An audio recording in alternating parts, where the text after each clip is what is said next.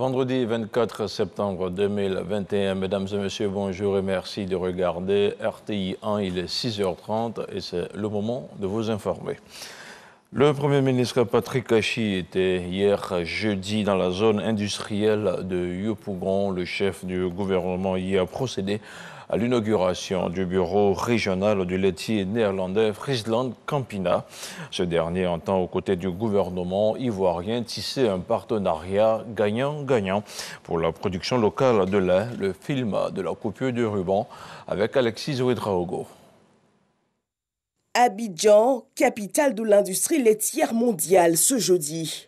Le géant du secteur Friesland Campina inaugure son bureau régional Afrique de l'Ouest et du Centre dans la commune de Yopougon. Avec l'ouverture de ses bureaux, le groupe installé depuis 2014 dans le pays célèbre aussi les 100 ans de sa marque Bonnet Rouge. En 2014, parmi de nombreux pays africains potentiels, Friesland Campina choisit la Côte d'Ivoire et y acquiert une usine afin de pouvoir répondre aux besoins de ses consommateurs. Ce bureau régional couvrira 18 pays en Afrique de l'Ouest et du Centre, faisant ainsi d'Abidjan le hub de notre stratégie sous-régionale d'expansion en Afrique. Le groupe qui salue les efforts permanents du gouvernement pour soutenir le secteur privé entend aussi partager son expérience de géant du secteur. Pour l'ambassadrice des Pays-Bas, le modèle de la compagnie est un success story modèle pour les économies. Il est important de rappeler que Friesland Campina a 150 ans. C'est un success story néerlandaise, l'histoire magnifique d'une coopérative de fermiers néerlandais qui ont réussi non seulement à s'échapper de la pauvreté, mais à transformer leur association en un leader mondial de l'agro-industrie. Et à la pratique, l'État ivoirien porte fermement sa vision d'industrialisation qui compte avec le secteur laitier. L'industrie laitière réalise par an un chiffre d'affaires global de plus de 120 milliards de francs CFA et plus de 60 milliards de francs CFA de valeur ajoutée en Côte d'Ivoire. La cérémonie de ce jour est la preuve que les actions menées par le gouvernement pour améliorer l'attractivité de l'économie ivoirienne en général et pour le développement du secteur industriel en particulier portent leurs fruits. Quand il s'installe au pupitre, Patrick Kachi félicite le groupe clé de l'industrie laitière, mais aussi les Pays-Bas, premier client de la Côte d'Ivoire, troisième pays européen exportateur en destination d'Abidjan. À travers ce nouveau siège et l'ensemble des investissements réalisés en Côte d'Ivoire ces dernières années, le groupe Friesland Campina donne ainsi un signal fort à l'ensemble des acteurs du secteur privé. Oui, 1000 fois oui, il est non seulement possible, mais stratégique, d'implanter des activités industrielles majeures en Côte d'Ivoire pour développer ensuite des activités dans l'ensemble de l'Afrique de l'Ouest. Le chef du gouvernement précise l'importance de la participation des acteurs locaux.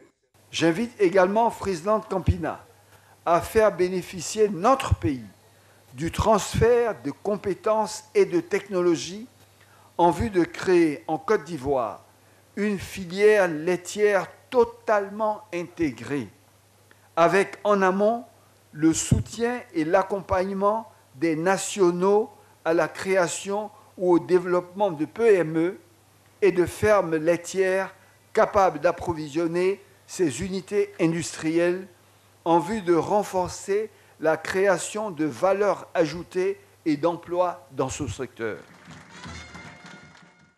5 pionniers du bureau régional ont été récompensés pour leur contribution à l'implantation du groupe. La cérémonie, elle a pris fin avec une dégustation des produits de la marque. Et on continue à parler des activités du Premier ministre Patrick Kachi qui recevait hier jeudi les acteurs du secteur de la construction. À la salle des banquets de la primature, il a été question au cours des échanges de trouver des solutions liées à la production en masse de logements pour combler le déficit en la matière. Les acteurs du secteur ont par ailleurs fait plusieurs observations concernant les mécanismes de financement au profil des acquéreurs exerçant dans le secteur informel. Ils ont aussi planché sur les leviers de financement devant aider au retour de la location-vente en Côte d'Ivoire.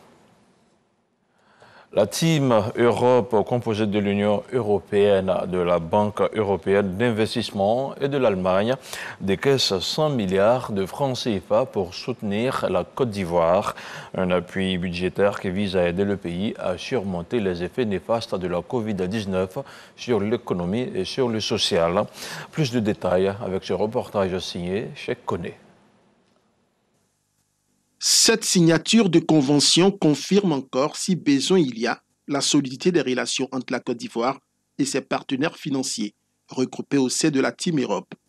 Près de 100 milliards de francs CFA d'appui budgétaire pour accompagner les efforts de la Côte d'Ivoire à faire face aux effets du ralentissement économique lié à la pandémie Covid-19. L'ensemble des engagements et décaissements cumulent aujourd'hui à 151,5 millions d'euros, soit près de 100 milliards de francs CFA pour les 4 conventions. Je note en particulier que 3 de ces conventions visent à soutenir le plan de riposte économique, sociale et humanitaire contre la Covid-19 mis en place par le gouvernement aux premières heures de la survenance de la pandémie dans notre pays. Dans cet important appui budgétaire, l'Allemagne et l'Union européenne ont annoncé le versement d'un montant total de 35,4 milliards de francs CFA. Cette enveloppe permettra d'abonder les fonds dédiés aux PME et aux grandes entreprises afin de permettre à celles-ci d'accéder à court terme à des liquidités à des conditions favorables, notamment par des prêts à taux réduit ou à taux zéro. Il faut un secteur privé vibrant, un secteur privé qui fait de l'économie croissante et qui crée de l'emploi. On a aussi signé avec la Banque européenne d'investissement d'assistance technique pour ouvrir un centre diagnostic pour la situation de santé. Par ailleurs, l'Union européenne et la Côte d'Ivoire ont signé une convention de financement d'un appui budgétaire de 3,3 milliards de francs CFA visant à soutenir le Fonds de solidarité. Et il faut le rappeler, ces annonces de la Team Europe interviennent en marge de la visite en Côte d'Ivoire de la directrice des opérations internationales de la Banque européenne d'investissement, Maria Chobarakan. À plus de 8000 km de chez nous, la ministre Kandia Camara a présenté les acquis de la Côte d'Ivoire en matière des droits de l'homme. C'était au cours d'une réunion de haut niveau à l'ONU, où se tient en ce moment la 76e session de l'Assemblée générale. On en parle avec notre envoyé spécial à Manhattan, Michel Digré. 2 décennies après l'adoption à Durban d'une déclaration pour éradiquer le racisme, la discrimination continue de sévir dans le monde. C'est le constat fait par les différents intervenants au cours d'une rencontre de haut niveau à l'ONU. Malgré des progrès acquis après des décennies de lutte, le racisme et la discrimination raciale continuent d'être source de conflits et d'inégalités entre les populations dans toutes les régions du monde. Toutefois, l'espoir est encore permis dans cette quête d'égalité. Renouvelons notre engagement à créer un avenir différent pour nos enfants et nos petits-enfants, un monde débarrassé du racisme, un monde d'égalité. La persistance du racisme, en dépit des efforts enregistrés au cours de ces 2 dernières décennies, ne doit guère nous inciter au pessimisme. La ministre des Affaires étrangères a saisi cette tribune pour présenter les acquis de la Côte d'Ivoire en matière de défense des droits de l'homme. Mon pays a mis un point d'honneur à souscrire aux cadres normatifs les plus pertinents en matière de promotion des droits de l'homme et de lutte contre les discriminations raciales.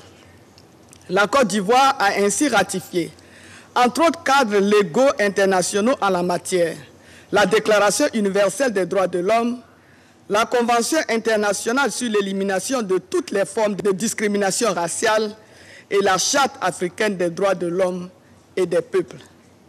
Elle poursuit sa coopération avec tous les États membres du Conseil des droits de l'homme, où elle a été réélue pour un nouveau mandat sur la période 2021-2023, avec une attention particulière portée sur la lutte contre le racisme et la discrimination raciale.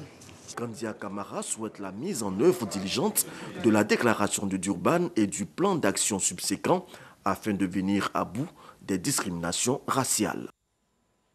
En marge donc des travaux de la 76e Assemblée générale des Nations Unies, la chef de la diplomatie ivoirienne multiplie les rencontres.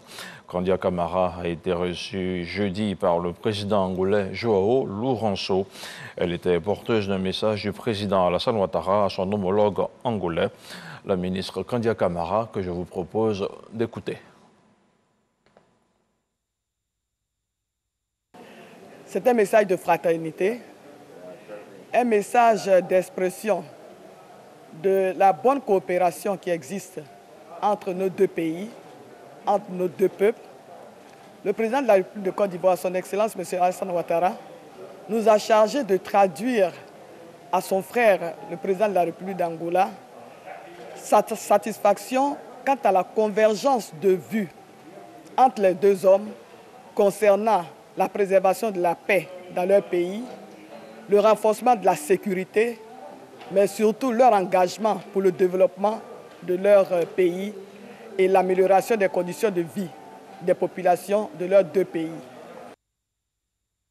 Retour ici en Côte d'Ivoire, la Sotra a Bouaké, un rêve qui devient réalité. La présence dans le béquet de la société de transport urbain suscite beaucoup d'espoir chez la population. David Expert, l'initiative du gouvernement vient donner un véritable coup d'accélérateur à l'emploi jeune et à l'économie régionale. On en parle avec Léon Brou Kwame. Bouaké, deuxième ville de la Côte d'Ivoire avec plus de 72 km² et une population d'environ 1 500 000 habitants. Pour rallier les différents quartiers, seulement 3 offres de transport. Taxis communaux, minicar ou baka et mototaxi. Pas suffisant pour assurer la mobilité urbaine, raison du déploiement de la Sotra à Bouaké. La société des transports abidjanais démarre ses services ce 24 septembre 2021. Le projet de Bouaké est initialement prévu pour 100 bus. Et nous allons dans un premier temps le lancer avec 50 bus et progressivement monter en puissance en fonction des besoins. Nous allons fonctionner à partir de 6 h et le dernier départ c'est 19h30.